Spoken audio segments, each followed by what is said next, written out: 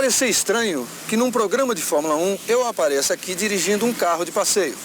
Mas, em primeiro lugar, apesar de ter 15 anos de Fórmula 1, até hoje nenhuma equipe me ofereceu um contrato. E, em segundo, esse programa vai mostrar justamente que uma coisa tem muito a ver com a outra. Quer dizer, tudo o que dá certo num carro de pista acaba sendo usado nos nossos carros de rua.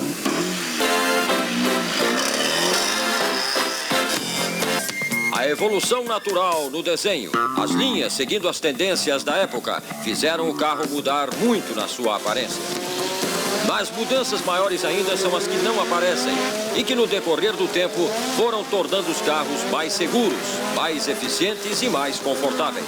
Mudanças no freio, suspensão, nos pneus, na transmissão, parte elétrica e mecânica que não aparecem, mas fazem do automóvel de hoje um veículo que mal poderia ser imaginado na época dos calhambeques.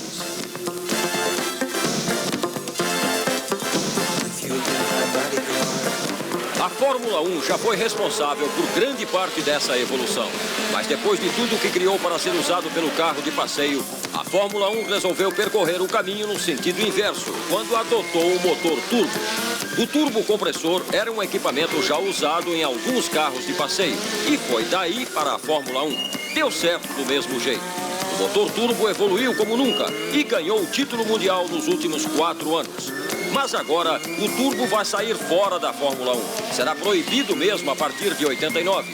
Mas desde já, está sendo desativado por algumas equipes. O turbo vai deixar a Fórmula 1, mas vai continuar vivendo nos carros de passeio.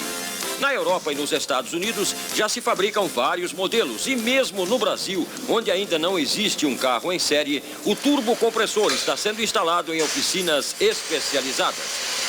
A Garrett, que produz esse equipamento para a Fórmula 1 e Fórmula Indy, já tem no Brasil uma produção de 120 mil turbocompressores por ano. Fornece para todos os fabricantes de motores diesel do país e ainda exporta para os Estados Unidos.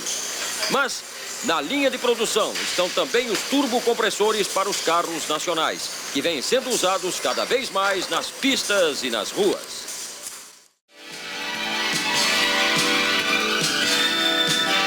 Este ano, a disputa entre Nelson Piquet e Ayrton Senna, que em 86 já encantou o mundo da Fórmula 1, ganha um componente importante. Os dois vão correr com o mesmo motor. De agora em diante, se houver alguma diferença, vai ser no carro ou no braço. Ayrton Senna lutou muito para conseguir o motor Honda na Lotus. E depois de tudo certo, quando a Lotus enfrentou uma crise provocada pela inesperada saída da John Player, Ayrton lutou mais ainda para continuar na equipe. Não porque faltassem propostas. Na época, a McLaren mudou todos os seus planos e ficou quase um mês esperando uma definição de Senna. Na McLaren, Senna teria uma equipe prontinha. Carro, motor e estrutura. Ele teria que correr junto com Alain Prost, mas isso não o incomodava. Na Lotus, ele tinha que contar com a sorte para que a equipe conseguisse lhe dar tudo o que ele havia exigido. Um novo carro, construído para o motor Honda e uma estrutura que funcionasse melhor do que no ano passado. Apesar de tudo isso, Senna recusou o convite da equipe tricampeã do mundo, preferindo acreditar na Lotus. Se eu saísse, eu acho que atrapalharia todo o esquema da equipe, principalmente na Honda. E pelos japoneses terem sido muito diretos e corretos comigo durante o ano inteiro, no ano passado, nas negociações, eu achei que deveriam tentar ao máximo de mim para continuar na Lotus. Isso significa também uma confiança no projetista Gerhard Carucci? Bom, foi uma somatória de coisas. Era o fato da Honda, como eu já acabei de explicar, o fato de Gerhard estar envolvido no carro, o carro já estava praticamente pronto, em fases finais. Então a gente abandonaria tudo quase no final. E não era a minha vontade. Minha vontade era então ir até o final e tentar mais uma vez esse projeto. Pelo lado de Piquet, o trabalho é menor. A Williams já tem um carro à altura do motor Honda e uma boa estrutura de equipe, desde que não repita os erros do ano passado ao dividir as atenções entre Piquet e Mansell, muitas vezes favorecendo o inglês. O ano passado foi muito difícil para mim, porque foi o primeiro ano que eu entrei no time, e até você acostumar, até você conhecer o pessoal todo, até você criar uma amizade, isso demora um certo tempo. É importante, Nelson, o piloto tem que conquistar essa amizade dentro para saber que ele vai ser bem tratado, é isso? Mas eu acho que em qualquer trabalho você tem esse problema. Nossa, aqui também, logicamente, nós somos de nacionalidade diferente, tudo isso prejudica um pouco, porque a gente estava competindo com o inglês, no time inglês, você também teria a mesma condição de ganhar o campeonato do mundo. Então, dentro do time sempre tinha aquele puxa pra cá, puxa pra lá, né? A Honda vai correr atrás de um título de campeã que perdeu no ano passado e até agora não entendeu direito como é que isso aconteceu. Consequência disso, ainda mais vontade de ganhar em 87. O seu motor tem força e tem resistência. O seu esquema de trabalho é perfeito, coisa de japonês. Uma estrutura que funciona. São 14 mecânicos, 2 engenheiros-chefes, 8 engenheiros responsáveis pela parte eletrônica e a análise do comportamento através dos computadores. Dos 14 mecânicos, são 7 da Lotus e 7 da Williams. Os 2 chefes, um para cada equipe. Os 8 engenheiros eletrônicos trabalham em conjunto para ambas as equipes. Além disso, existe uma chefia de coordenação que é exercida por Osamu Goto e que conta com mais 3 assessores. Quer dizer, os mecânicos de cada equipe podem trabalhar em separado, mas no alto da pirâmide dessa estrutura, as informações da Williams e da Lotus se encontram. E o inevitável acontece. Por mais que Piquet e Senna não queiram, a troca de informações acaba acontecendo. Além disso, se são todos japoneses, como é que a equipe de Piquet e a equipe de Senna vão saber quem é quem? Nabukatsu Yanagihara, que é um assessor da Honda brasileira para este grande prêmio, garante que dá para diferenciar. Dá, para eles dá também. Mesma coisa que ser para os japoneses, para a gente chegar a se ver ocidentais, aliás, parece que tem todo mundo a mesma cara, a não ser cabelo que é um pouco escuro, mas um pouco mais claros, né? Lotus e Williams com motor Honda. E o piloto faz tanta questão de ter as informações para ele. Como é que você pode evitar, por exemplo, que as informações suas para a Honda cheguem na Lotus? Não, aí é o desenvolvimento total do motor, não tem jeito de evitar nada, porque se você evitar a informação do teste de motor, você não pode desenvolver o motor. Então a informação sua tem que ser precisa e isso não tem jeito de evitar. A informação passa de um lado para o outro, da parte do motor, os motores vão ser praticamente iguais. Eu acho que vai ser melhor para a Honda. A Honda tem 2 equipes para jogar, para aprender mais, seja com uma, seja com a outra, e unindo a informação das duas tem um melhor resultado. Não atrapalha em nada? Eu não acho que atrapalhe nada. A Honda tem estrutura suficiente para fornecer 2 equipes de grande porte, sem problema nenhum, é o que eu acredito. E dessa forma eu acho que ele só tem a ganhar, e jogando com 2 equipes e aprendendo mais rapidamente, desenvolvendo melhor.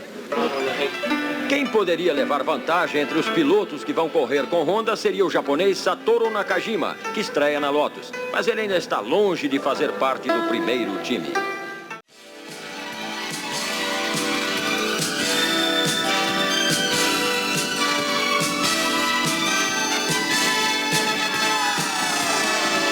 Austrália, sábado 25 de outubro de 86.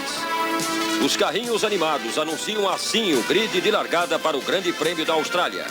Na primeira fila, as 2 Williams, Nigel Mansell pole position e Nelson Piquet. Na segunda fila, Ayrton Senna e Alain Prost. Para Williams, sorte melhor seria impossível. O título de construtores já estava garantido. O de pilotos parecia só uma questão de tempo, as quase 2 horas de duração da corrida. Domingo, 26 de outubro. Na espera para a largada do Grande Prêmio da Austrália, Mansell refaz a todo instante as suas contas. Está a um 3º lugar do título e pode ser campeão sem completar a corrida, desde que nem Prost nem Piquet vençam a prova. Piquet, no carro 6 da Williams, quer vencer, quer o tri-mundial. Mas caso isso não seja possível, Piquet gostaria pelo menos que o título não fosse parar nas mãos de Mansell. A crise da Williams, que explodiu no início da temporada, iria soltar faíscas até o final do campeonato. Piquet não recebia o tratamento digno de primeiro piloto da equipe. E no GP da Alemanha foi até xingado pelo chefe de equipe, Patrick Head, quando se antecipou a Mansell na troca de pneus, fazendo valer na marra os seus direitos. Até hoje eu tinha dado muita informação do que eu tinha feito, do que eu tinha testado nos carros e tudo, como hoje eu vou parar de dar. Vou ter tudo mais para mim.